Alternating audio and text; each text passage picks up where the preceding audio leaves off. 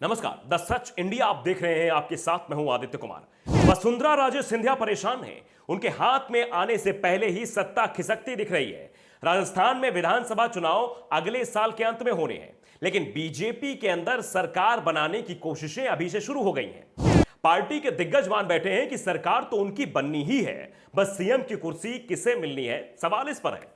राज्य के हालात भी इशारा इसी ओर कर रहे हैं कि गहलोत की पकड़ कमजोर होती जा रही है। वो बीजेपी के पिच पर खेलने को मजबूर हो रही हैं। राज्य में ध्रुवीकरण तेजी से बढ़ता जा रहा है और इसका फायदा विधानसभा चुनाव में बीजेपी को मिल सकता है। रामनवमी से शुरू हुए धार्मिक विवाद नुपुर शर्मा होते हुए कन्हैया लाल की हत्या तक पहुंच चुके हैं। लोगों में गुस्सा देखा जा रहा है और इसका असर जमीन पर साफ साफ महसूस किया जा रहा है। अशोक गहलोत कोशिश तो कर रहे हैं कि किसी तरह से स्थिति को संभाला जाए, लेकिन हालात उनके नियंत्रण से बाहर निकलते हुए दिखाई दे रहे हैं। उनके पास अभी 1 साल का वक्त है। अगर गहलोत नहीं संभले तो राज्य में कांग्रेस की हालत 2013 जैसी हो सकती है, जब 200 सदस्यीय राजस्थान विधानसभा में गहलोत के नेतृत्व में कांग्रेस सिर्फ 21 सीटें जीत पाई थी। अगर 2 सीटें और कम हो जाती तो कांग्रेस को राज्य में मुख्य विपक्षी दल का दर्जा तक नहीं मिल पाता, और कुछ ऐसे ही हालात इस बार भी हो सकते हैं। यह दावा बीजेपी की ओर से ही हो रहा है। बीजेपी अभी सत्ता में नहीं आई है, लेकिन कुर्सी को लेकर लड़ाई शुरू हो गई है। बीजेपी नेताओं में गुटबाजी चरम पर है। राष्ट्रीय अध्यक्ष जेपी नड्डा की नसीहत के बावजूद अंदरूनी खींचतान कम नहीं हो पा रही है। वसुंधरा राजे सिंधिया लगातार पार्टी पर दबाव बना रही हैं कि उन्हें सीएम उम्मीदवार घोषित किया जाए, तो दूसरी ओर उनका विरोधी गुट भी इस बार पूरी तैयारी में है और वसुंधरा पर भारी पड़ता दिखाई दे रहा है। केंद्रीय नेतृत्व का साथ भी वसुंधरा को नहीं मिल रहा है। केंद्र से अपने रिश्ते ठीक करने की कोशिश में वसुंधरा जुटी हुई हैं, कैसे भी वहां से रिश्ते बन जाए। इसलिए वो केंद्रीय गृह मंत्री अमित शाह से मिलने के लिए दिल्ली पहुंच गई हैं।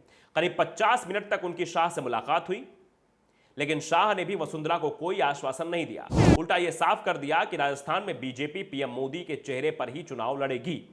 सिर्फ राजस्थान ही नहीं, जहां भी बीजेपी सत्ता में नहीं है वहां पर पार्टी पीएम के चेहरे को ही आगे रखकर चुनाव लड़ेगी।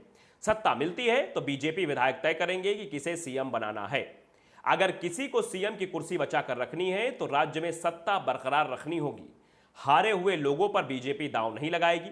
वसुंधरा को भी इसी बात का एहसास है कि सीएम का चुनाव विधायक दल नहीं बल्कि बीजेपी का संसदीय बोर्ड करेगा, जहां वसुंधरा को समर्थन मिलता नहीं दिख रहा है। और जो पीएम मोदी और गृह मंत्री अमित शाह चाहेंगे वो ही होगा, यह भी तय दिखाई दे रहा है। जाहिर सी बात है कि शाह को अभी भी 2018 के वो दिन याद हैं, जब राजस्थान में पार्टी प्रदेश अध्यक्ष के चुनाव से लेकर विधानसभा चुनाव के टिकट बंटवारे तक घमासान मचा हुआ था और वसुंधरा ने अमित शाह की एक भी नहीं सुनी हुई, जबकि उस समय शाह बीजेपी के राष्ट्रीय अध्यक्ष थे। शाह के हर निर्देश को वसुंधरा ने किनारे रख दिया था। अमित शाह भी सत्ता बचाने के लिए वसुंधरा के आगे झुक गए थे, लेकिन आज बीजेपी विपक्ष में है और वसुंधरा पहले की तुलना में बहुत कमजोर दिखाई दे रही हैं। दूसरी ओर राज्य में वसुंधरा विरोधी गुट 5 साल में तेजी से मजबूत हुआ है। वसुंधरा को भी इस बात का एहसास है कि अगर बीजेपी ने उन्हें सीएम फेस नहीं बनाया तो चुनाव के बाद सत्ता मिलने पर उन्हें सीएम भी नहीं बनाया जाएगा। इससे पहले टिकट वितरण में भी वसुंधरा समर्थकों को किनारे लगाने की तैयारी हो सकती है। ऐसे में वसुंधरा राजे सिंधिया अभी पार्टी हाईकमान पर दबाव बनाने में जुटी हुई हैं, लेकिन इसमें उन्हें कोई कामयाबी मिलती नहीं दिखाई दे रही है।